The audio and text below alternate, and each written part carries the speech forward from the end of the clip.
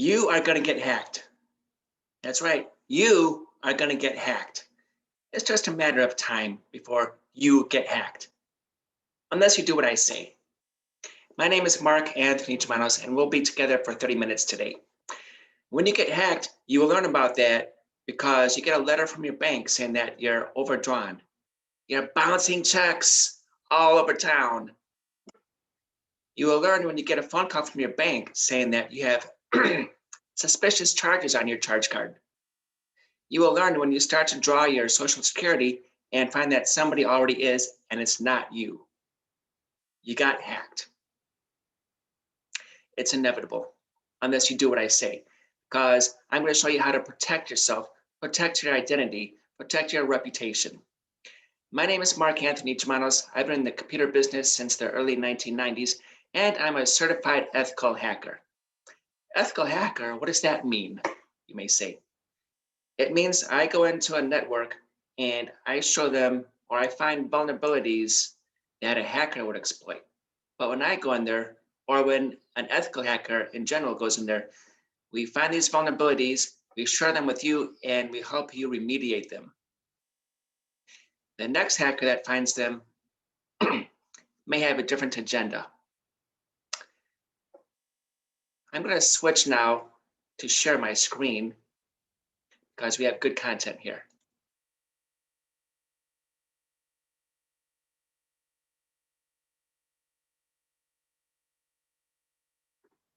Today's presentation is sponsored by my fourth book, How Hacks Happen.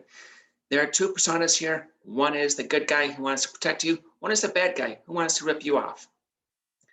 I hope you'll enjoy it, both in printed and in ebook format. We have 5 objectives today. Number 1 is to go over the hardware and the software that a hacker will use to get into your network. Number 2, we show how to go to prison. And you may be saying, well, how do I not go to prison? And we'll cover that too. Number 3, we'll reveal hidden Wi-Fi, because there are people out there who think they can go to the wireless access point and turn off the SSID broadcast and secure the network. But as we'll learn, no, because you can still reveal the name of hidden Wi-Fi, even though somebody hid the name. Number 4, it will show how to capture a handshake. When somebody comes onto your network with a phone, they send a beacon, and that beacon looks for the wireless network. Even if it's hidden, then it sends the encryption key, and the wireless network access point responds. So if you're able to capture that, you can see the wireless encryption key, and then you're on. And number 5, reveal. We will capture network traffic when a phone reconnects to a network, even though it's hidden, and then use Aircrack to crack the password. It's a short video at the end. I think you'll enjoy it. Well, let's start by doing a quick site survey. You can go to a network with your phone and walk around to see what wireless networks are available.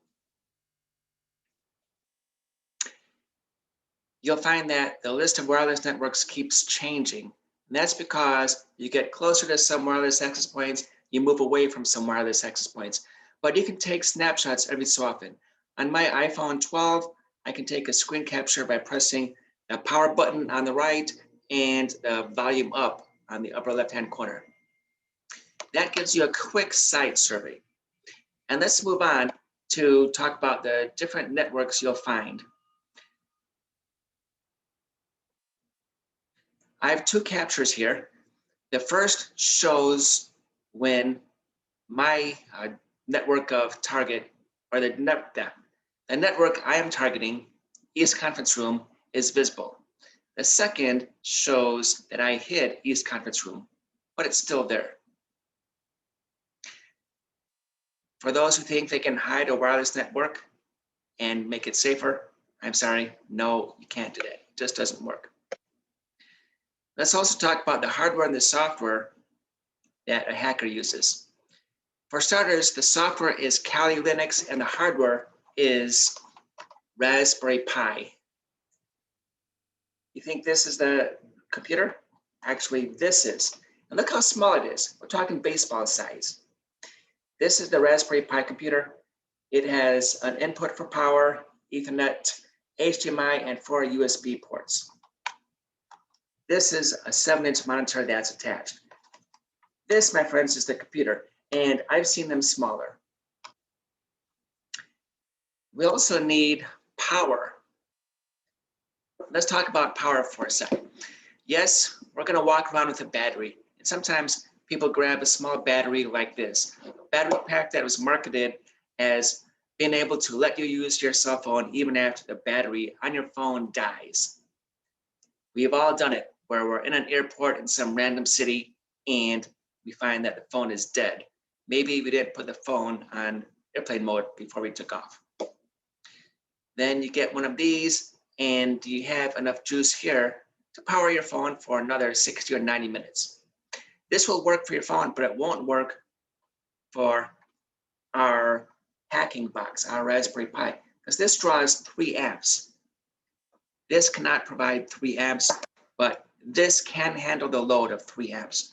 I went out of my way to find this at Amazon because my computer, my Raspberry Pi, needs 3 amps. This satisfies the load. Next up, let's talk about the wireless card. And this one plugs into a USB port.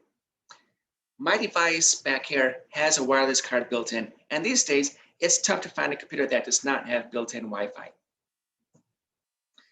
But I had to get this. And the reason is that I needed a device that will let me promote it up into monitor mode. See, most devices, like your phones and this Raspberry Pi that I showed you, only handle managed mode, meaning that they respond to traffic only destined for it. But for hacking, we need a device like this that will respond to all the traffic on the network. And we'll talk about this further in a few minutes. But basically, this has to respond to all the traffic, and I went out of my way to find this from a vendor in New York City. During the COVID era, I found this online and had it shipped from New York to Sacramento. And yes, this got more frequent flyer miles than I did. Let me try that again, because I don't tell jokes too often. During the COVID era, this got more frequent flyer miles than I did. I know you're laughing on the inside. That covers the hardware and the software that a hacker uses. Let's move on to how to go to prison, because this act of hacking that I'm about to cover is illegal in this country. Not all countries, but it is in our country. And you can go to prison. Not only can you go to prison because you're found guilty in a criminal court, but you're vulnerable for civil penalties too. That's right. If you hack a bank, or if you hire someone to hack a bank, maybe you work there, well, you and the person you hire can go to prison, and the bank can sue you in civil court for civil damages. Mark, how do I avoid going to prison? Well, what you do is you get permission from the target. In this case, it would be the bank.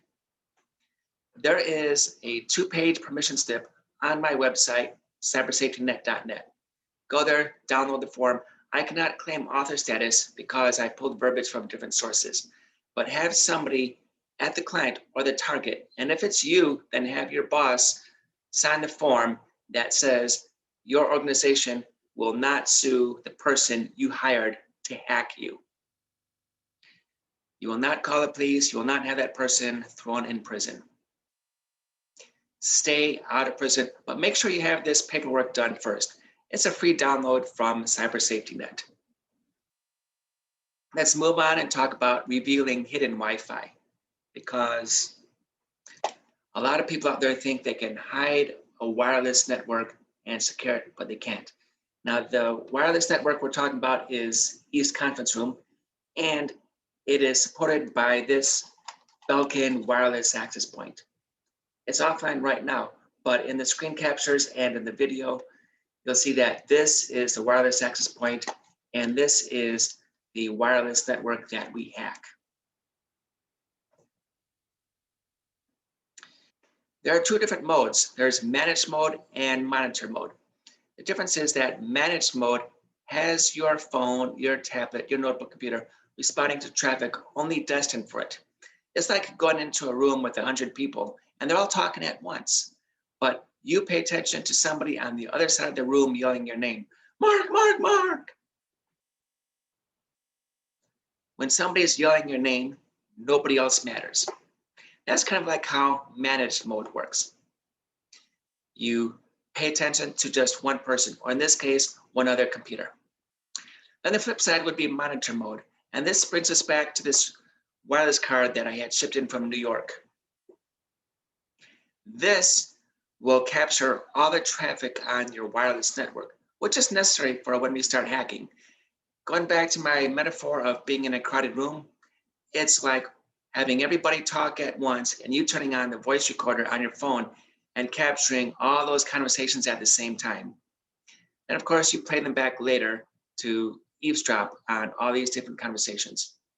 Monitor is traffic destined just for you. I'm sorry, manage is traffic destined just for you. Monitor is all the traffic.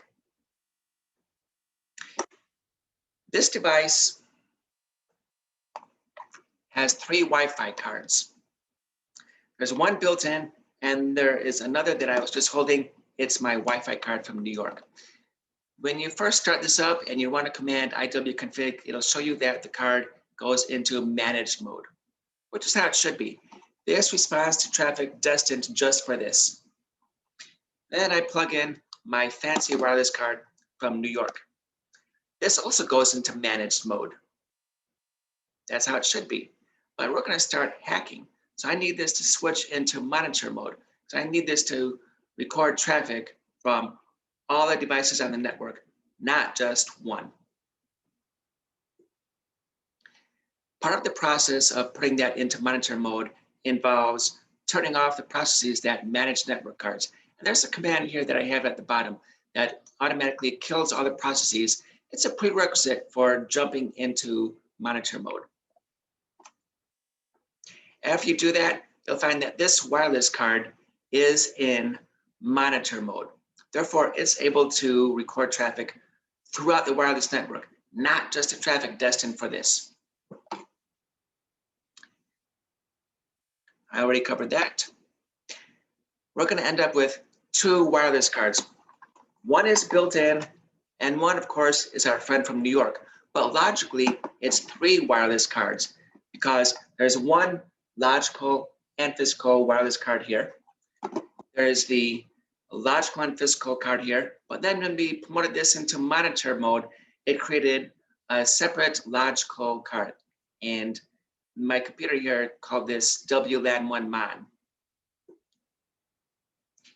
2 physical cards, but it's 3 logical cards. And this third one I have in red is the one we use to hack. Let's start by revealing all the Wi-Fi networks. And when you do this at home, you'll find there are a lot. Some may be under your roof, some may be your neighbors. And I found that in areas where there's more density, there are more wireless networks. And sometimes they communicate on the same channel. Let's talk about what we have on the far left with the BSSID, in the middle with the channel, and on the right with ESSID. So on the left, we have the BSSID of 288088 Charlie 77123. That is a wireless network I have in production, and that creates a wireless network called Treehouse. That is not the one we are hacking.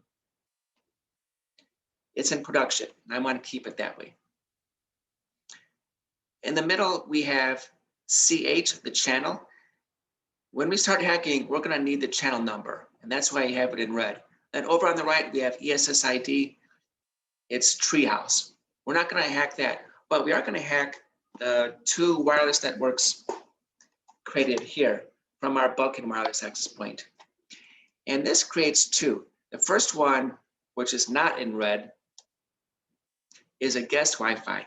I didn't touch it, I didn't turn on encryption, and I didn't change the name. That's why we have the name Belkin.4ce.guest. Another one is this Bravo 4750 Echo 21904 Charlie Echo. This is a wireless network that I intentionally hid. It's on the same box as this. And there are a few ways to tell. One is you unplug the power and these wireless networks go away. But two, look at the BSID. It's very close. So this has two network cards. One was for the guest Wi-Fi, one is for the production Wi-Fi, which I hid. Moving toward the right, we have channel 7. So this device, even though it's supporting two wireless networks, they're both on channel 7.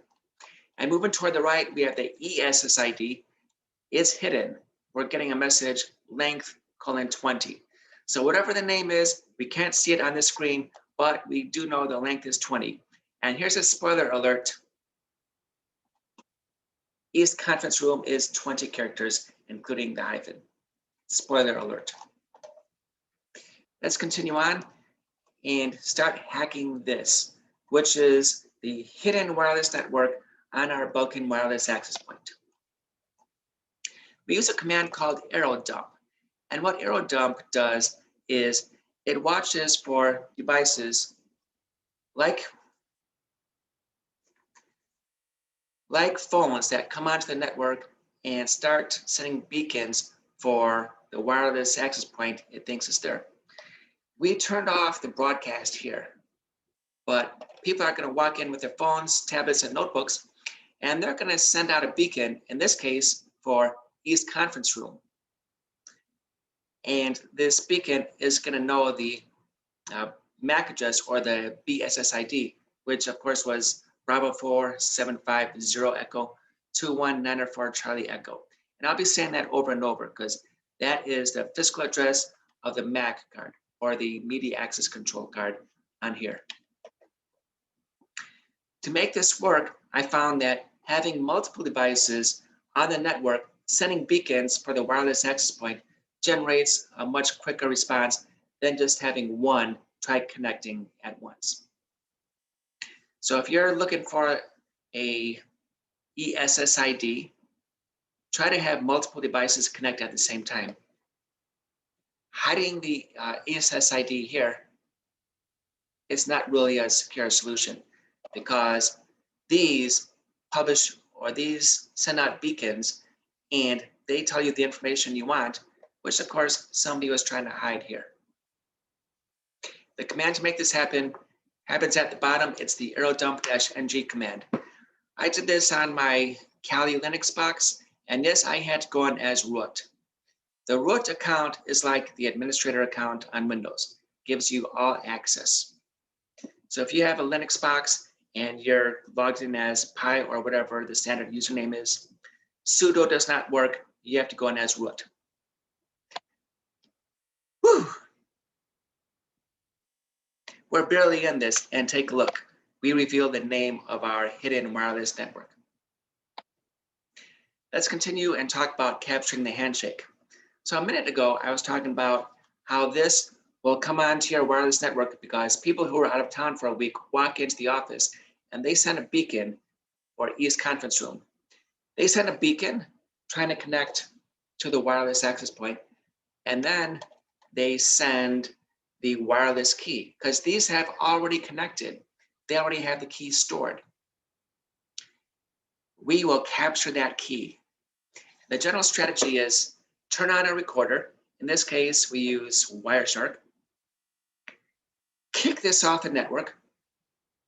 Watch this reconnect to the network, and then stop recording. After we stop recording, we take what we recorded and run it through a password cracker. And in this example, we're using Aircrack. Let's talk about capturing the handshake first. We use a command airplay, and in the Linux world, capitalization counts. So if you're typing this in your Linux box, make sure the A in airplay, the first A in airplay is lowercase.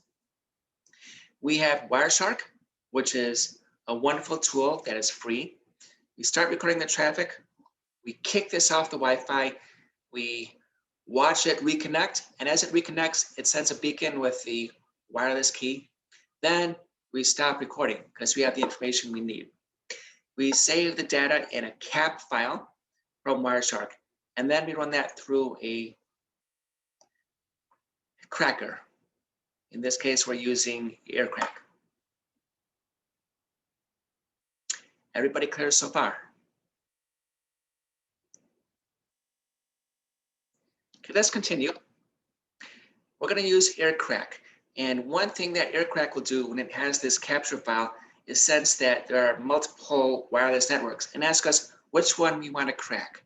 And we're going to choose to crack the East Conference Room. Now, something that's working for us here is that we have the name because we were able to find it back here. If we didn't have the name, then we'd be guessing at this screen. We know the name of the wireless access point of the wireless network, East Conference Room. Let's watch a video and see how Aircrack works.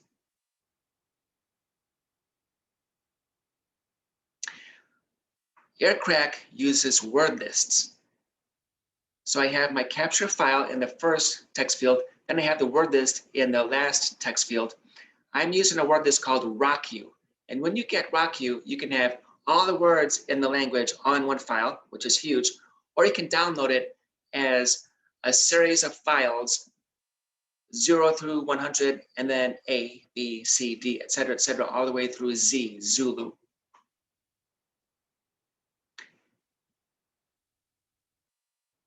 Let's watch Aircrack.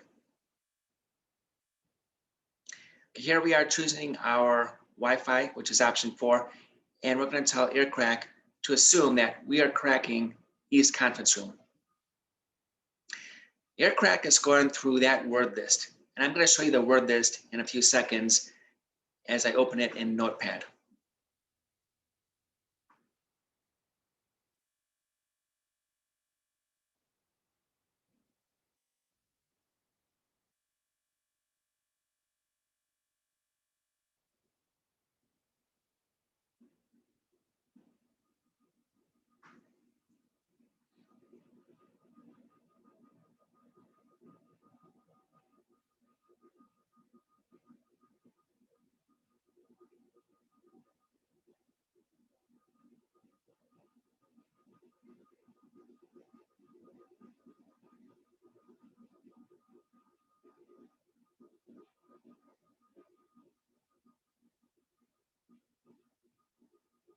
And it comes to Notepad.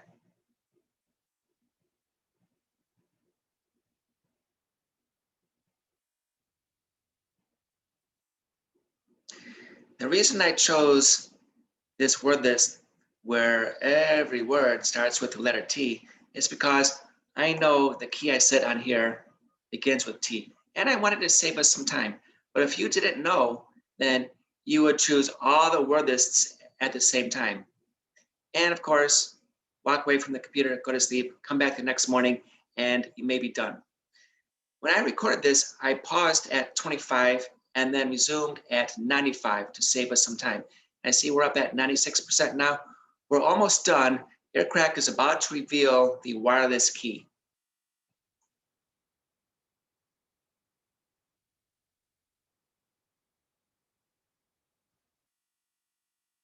We are the priests of the temples of Syrinx. I did not think that this word list would have temples of Syrinx, partly because it's rather specific, but it's a beloved image for fans of Rush. And it's 15 characters. But that word list, the T word list I showed you in Notepad a few minutes ago, number one, it did have words that were more than 15 characters, and two, one of them was temples of Syrinx, which I was rather surprised that it was in the word list. So let's see what we covered today. We went over the hardware and the software. The software of choice is Kali Linux, and the hardware that I'm using is Raspberry Pi, but it's not the only hardware that will support Linux. In fact, the notebook computer I'm recording this on is running Windows, but I could boot Linux on my notebook. We have a battery that can support the load, which in this case is 3 amps. And we have the wireless card that I had shipped in from New York that lets us go up into monitor mode. And with monitor mode, we're able to record traffic from multiple wireless devices, not just traffic that is talking to it. At this point, people say, Mark, what do we do? Well, here's something you don't do. That is hide the SSID, because as we saw, revealing it is not that tough. We also hack your network. And when I say hack your network, I mean bringing a third party to hack your network. Hacking is kind of like bringing in an auditor. The person who audits your corporation's books should be a third party because they can set the bar pretty high, they know what to look for, and they can ask the right questions. So bring in a third party to hack your network, and also make sure that you have a written contract giving them permission to hack the network, because let's face it, nobody wants to go to prison. Next up, choose a Wi-Fi key that is long and not a common word. Now, I was surprised Temples of Syrinx was in that word list, but if you wanted to be a little fancier, maybe go with Temples of Syrinx $, or make it so the S's in Temples of Syrinx were really $signs. Find something that's not in a word list, because when a password, or in this case, a wireless key, is in a word list, then there's a very popular and easy avenue for cracking it. And last, and here's something we haven't discussed yet, change your Wi-Fi key after somebody leaves. When somebody leaves your company, either because they left on their own choice, maybe they retired, maybe they're moving to another city, or when they get fired, you still take away their key to their front door. But if they were able to use your wireless network while they worked there, they could come back after hours and hop on the Wi-Fi. So change the wireless key after personnel changes. And last up, if you want to try this at home, here's my notepad. I know there's a lot on the screen, but I chose to keep it here so you can look at this and then try this on your own. There's a steep learning curve, and I spent a lot of nights loaded up with Diet Coke learning how to do this. But I think it's fair to say it was well worth the time investment. I know your time is valuable. I know there are other things you could have been doing, but you chose to be here. You chose to listen to me talking about hiding your wireless network and how that is not really a security solution. And for that, I want to thank you, Mark Anthony Germanos.